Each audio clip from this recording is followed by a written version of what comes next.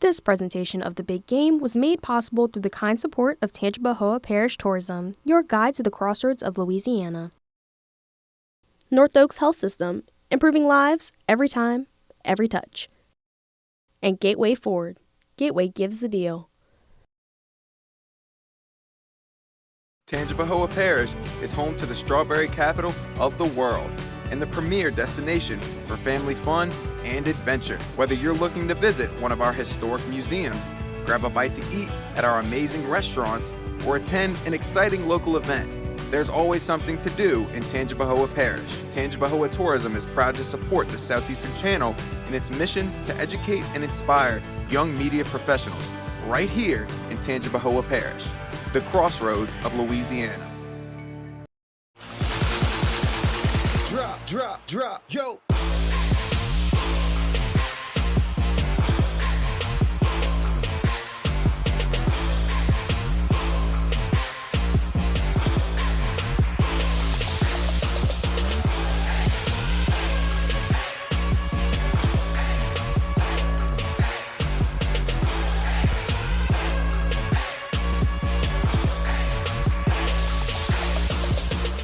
I think this is a great place to live, a great place to raise a family.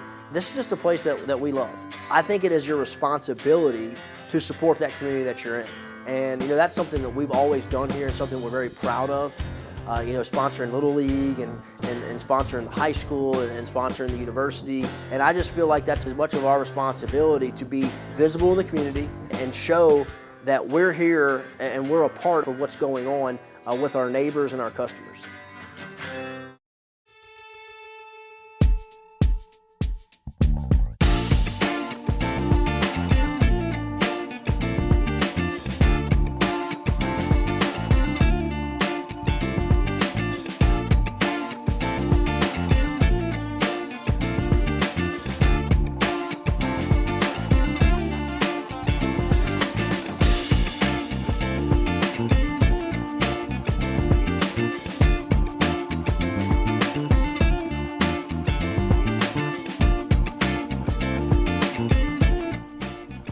Hi everyone, and welcome back to The Big Game. I'm Jules Dormain alongside Kibi Huggins, and for this episode we will be checking in with both the men's and women's basketball teams and their path to climbing up the Southland rankings before the season ends.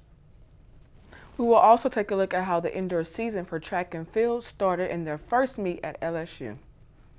But first, let's have a look into tennis and their second game of their still very new season. The Lady Lions tennis team went into their match against UL Lafayette after dominating against LSU Alexandria. For the story on how the Lions fared in their hosting of the Raging Cajuns, here's Big Game reporter Allie Quirk. Southeastern's tennis team kicked off their four-game homestand in dominant fashion, securing a 5-2 victory over LSU Alexandria. This was an impressive start, showing the team's potential as they look to make the most of their upcoming semester. Despite a tough setback in their next match against UL Lafayette, where they fell 0-7, the Lions were determined to bounce back and keep building momentum. They'll be looking to rebound as they take on Grambling University on February 1st, followed by a matchup against Dillard on the 2nd. Southeastern hopes to get back on the right foot as they play host to the Grambling Tigers and the Lady Blue Devils. The Lions are ready to keep the pressure on as they push towards successful play for the rest of the season. Reporting for The Big Game, I'm Allie Quirk. The track and field squad kicked off their season in the LSU Purple Tiger meet in Baton Rouge, and with this being their first meet of the season, here is the Big Game's Marissa Porter. With the outdoor season on the way, the Lions have begun their 2025 indoor season in preparation. The Lions have kicked off their season on a high note at the LSU Purple Tiger indoor meet. Thrower Terrell Webb received his third Southland Conference Athlete of the Week award following the team's performance. Reigning Southland Conference Freshman of the Year, Anya Favor, also brought home hardware, medaling individually for a bronze in the 600 meter while also running a personal best. With only one meet under their belt, the Lions look to the Vulcan Invitational, February 7th in Birmingham, Alabama. For The Big Game, I'm Marissa Porter. With almost a whole new team on the court, expectations of how the Lions would perform this season were varied. Lately, however, the Lions have put together Quite the streak before playing a red-hot Houston Christian team. Were the Lions able to keep it going on their own court? Here's Avion Dotch with more. Southeastern Louisiana's 6-game win streak ended in a 70-62 loss against Houston Christian. Largely due to HCU's three-point shooting, the Huskies hit 11 out of 22 from deep, while SELU struggled, making just 3 of 16. HCU also capitalized on free throws, hitting 21 out of 28 compared to SELU's 11 out of 19. Bryson Dawkins and Julian Mackey led HCU with 27 points each, accounting for most of the team's scoring. SELU Sam Hines had 23 points, surpassing 1,000 career points, while Brody Roberry added 14. SELU had an early lead but could not recover after HCU's 12-0 first half run. Despite a late game push, the Lions could not retake the lead. SELU looks to bounce back Saturday against the New Orleans in the annual Pink Out game. I'm Avion Dotch with the Big Game. We're going to take a break, but don't go anywhere. When we come back, we're going to look at how the NFL playoffs have gone so far. We'll also see how a drama-filled college football season ended. Then we'll check in on basketball and the Big Easy as the Pelicans draw closer to the All-Star break. The Big Game will be right back. Even though we didn't grow up together, he's my favorite brother. Hey, sis. I'm the baby of the family, and he's the gentle giant. What you know about Port Georgia? Man, please, that's a classic. You know when they say people are a rare breed? Yeah, he's that. I'm sorry, I'll be back in a few hours. Don't worry, Shug, you know I'm for you. I know. Go get the football. That was my favorite memory. He was always for you. This is a true story of me, Bridget Floyd, and this guy, George Perry Floyd Jr., my big brother.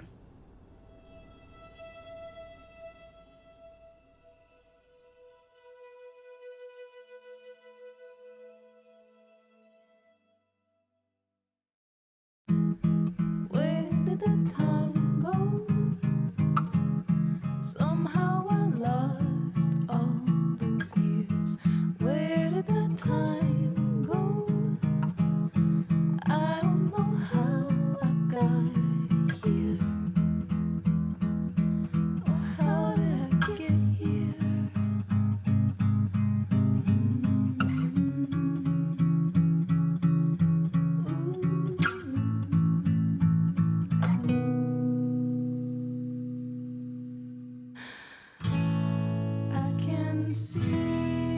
You've done the hard part. You quit smoking. Now do the easy part and get scanned for lung cancer. If you smoked, you may still be at risk, but early detection could save your life. Talk to your doctor and learn more at savedbythescan.org. The NFL playoffs up to this point have been highly competitive. And with the Super Bowl matchup set, Big Game reporter Miles Edwards is here to show us exactly how the matchup got to this point. The road to the Super Bowl has finally reached its peak. The 2024-25 NFL playoffs have been a thrilling experience with much more to come. With great plays being made left and right, the biggest story, however, has been Commanders rookie quarterback Jaden Daniels, who led Washington as the only team to win a road playoff game, let alone two, with wins against the Tampa Bay Buccaneers 23-20 and the number 1 seed Detroit Lions 45-31, before falling to the Philadelphia Eagles in the NFC Championship game 55-23. The Eagles are now headed to the Super Bowl for the second time in 3 years against a team who's trying to make history, the Kansas City Chiefs, who outlasted the Buffalo Bills 32-29 in the AFC Championship game, looking to win their third Super Bowl in a row. The two teams met in Super Bowl 57, with the Chiefs winning that one 38-35. Eagles looking for revenge in New Orleans. From the Big Game, I'm Miles Edwards. While the NFL is nearing the biggest game of the year, the college football season has ended. Let's see how that went.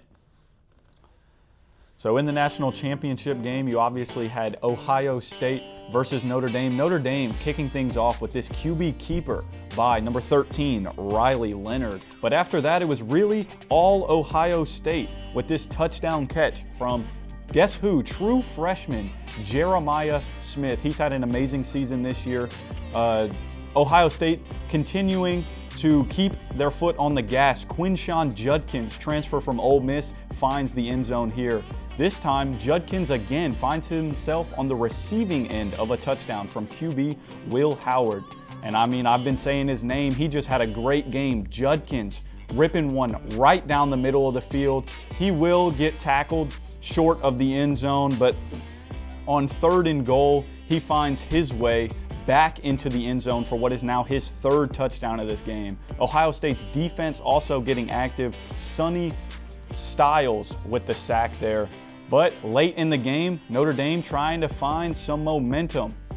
And it is number 1, Greathouse to the crib off a slant into the end zone. On the 2-point conversion, QB Riley Leonard finds running back Jeremiah Love. Ohio State now with the ball. This is top receiver Emeka Egbuka coughing up the football and giving it right back to Notre Dame, only down by 2 scores. Riley Leonard looking for his big-time target. It's Greathouse again with a nasty contested catch. 2-point conversion, they try and get a little tricky. They do get it. However, it would be too little, too late as Ohio State wins it 34-23. The Pelicans haven't had the start to the season as they had hoped for, with the plague of injuries stunning their ability to win games, and for the latest is big game reporter Kendrick Allen. The New Orleans Pelicans went into the new year with one resolution: to string together some wins. And for once, a resolution pulled through, as they gathered 6 more wins, making January a month Pelicans fans can appreciate. Along with the wins, a certain Pelican has gained national attention for their rookie campaign, that being Yves Missi, who has been picked for the Rising Stars Challenge, along with the best first and second year players in the league. Missi had this to say to media about the honor. Just a great feeling, just be able to have the opportunity to just be at that game. It's just an historical event, just going to see all these players and then also be able to stay the entire week just watch these guys play. Missi, as well as the Pelicans, are hoping to continue the newfound confidence into a January that will be jam-packed with Western Conference giants. Will they be able to slay these beasts? Only time will tell. For the big game, I'm Kendrick Allen. Time for a break, but when we come back, we're going to wrap this show up with a congratulations to the latest Lion champions, and then some pick and roll. Don't go anywhere. This presentation of The Big Game was made possible through the kind support of Tangipahoa Parish Tourism, your guide to the crossroads of Louisiana. North Oaks Health System, improving lives every time, every touch. And Gateway Ford, Gateway gives the deal. Tangipahoa Parish is home to the strawberry capital of the world and the premier destination for family fun and adventure. Whether you're looking to visit one of our historic museums, grab a bite to eat at our amazing restaurants, or attend an exciting local event, there's always something to do in Tangipahoa Parish. Tangipahoa Tourism is proud to support the Southeastern Channel in its mission to educate and inspire young media professionals right here in Tangipahoa Parish, the crossroads of Louisiana. Drop, yo.